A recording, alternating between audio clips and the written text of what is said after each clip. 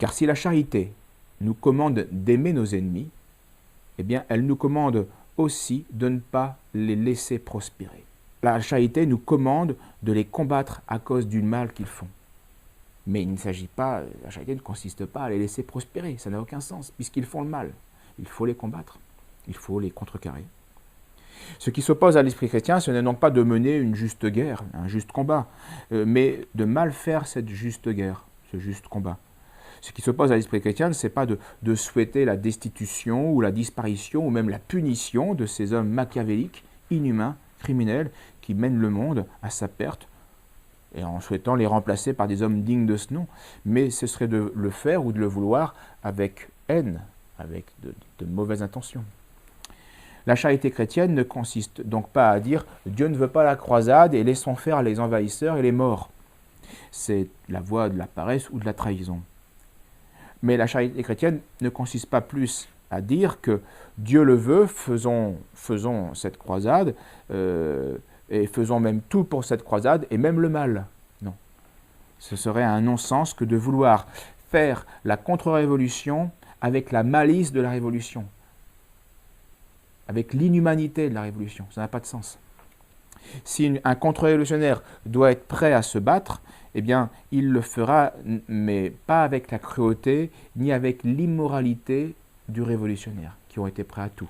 Il suffit de lire le génocide vendéen de M. Reynald Secher pour voir très bien que les Vendéens se sont battus de manière générale, de manière globale, avec des principes chrétiens et humains, et ils l'ont prouvé, tandis que les révolutionnaires eh bien, étaient prêts à tout, à toute cruauté, toute immoralité, au parjure, au meurtre des innocents, etc. La République révolutionnaire de l'an 1 qui a fait une loi, la première loi génocidaire de l'époque moderne et qui a donné idée à tous les autres génocides futurs, eh bien, a été faite par la première République française. Et donc on ne peut pas se battre avec ces principes-là. Donc la charité chrétienne consiste à dire « Dieu veut la croisade, Dieu veut le combat, chassons les menteurs, les pourrisseurs, les criminels, mais en comptant sur Dieu. Oui, en nous sacrifiant s'il le faut, en nous méfiant surtout de notre propre cœur, en usant de tous les moyens qui sont moralement possibles et à notre disposition. Et la force peut faire partie de ces moyens qui sont moraux.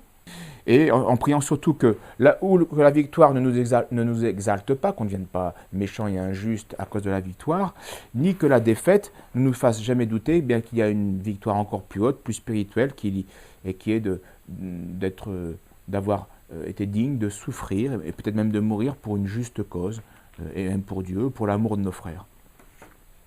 Car il vaut mieux, voyez, être victime d'un pourri que d'être pourrisseur. Même si on souffre, il vaut mieux être victime d'un mensonge que d'être le menteur. Il vaut mieux être victime d'une trahison que d'être le traître. Ces rôles-là sont bien plus misérables et destructeurs que la souffrance qu'il peut y avoir en dessous à cause d'eux. Parce que l'abandon chrétien, et nous finirons par cela, cette remarque, l'abandon chrétien, eh bien, à la volonté divine, sera toujours une action. Et s'abandonner à Dieu quand on ne peut plus rien faire, ça reste une action. Même lorsqu'il nous faudra consentir à la mort, comme Jeanne sur le bûcher, c'est encore une action qui est source d'ordre.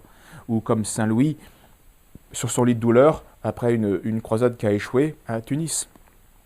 Ce sacrifice, cet abandon à Dieu reste un acte d'ordre et de contre-révolution, parce que c'est un acte objectif d'union à Dieu. Le sacrifice du chrétien ne sera jamais une démission. Ce n'est pas une démission. Il est au contraire une adhésion dans la nuit, certes, dans la souffrance, mais à une volonté divine, donc d'ordre objectif, pour laquelle eh bien, on aime mieux souffrir la mort que de consentir au reniement ou à la démission.